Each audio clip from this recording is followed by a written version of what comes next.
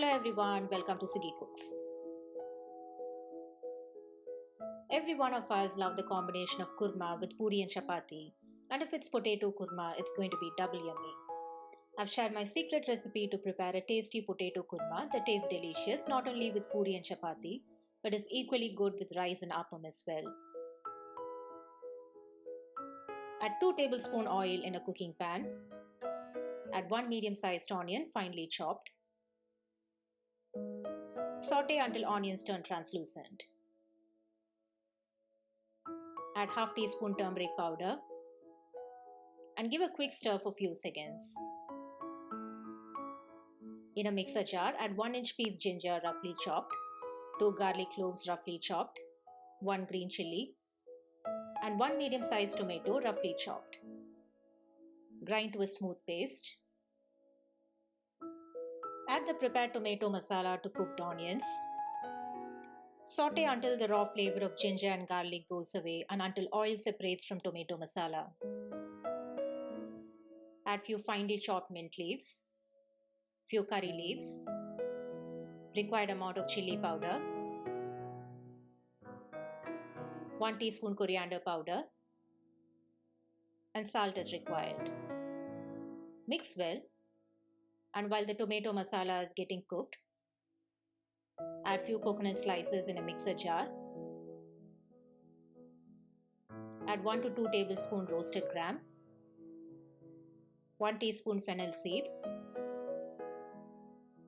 small piece of cinnamon stick, 1 clove and 1 cardamom, half teaspoon poppy seeds or substitute with cashew nuts, 1 to 2 teaspoon whole coriander seeds. This is the magic ingredient which gives the potato kurma a unique restaurant style taste. Add required water and grind to a smooth paste. Add additional water as required and mix well. Add the coconut paste to the cooked tomato masala. Add required salt and mix well. No need to saute or boil the coconut masala, just give a good mix. I've taken 3 medium-sized boiled potatoes. Use your hands to break them into rough pieces. This way, the potato kurma will have a nice creamy texture.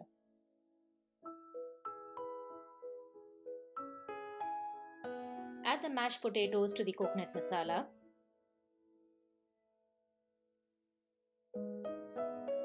I have a habit of adding salt in stages as I keep cooking, but you can add required salt at this stage.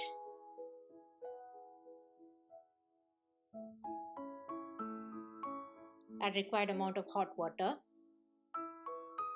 and give a good mix.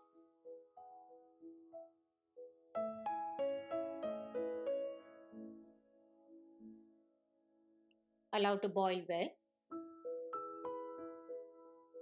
Then cook covered and simmer for 5 to 8 minutes.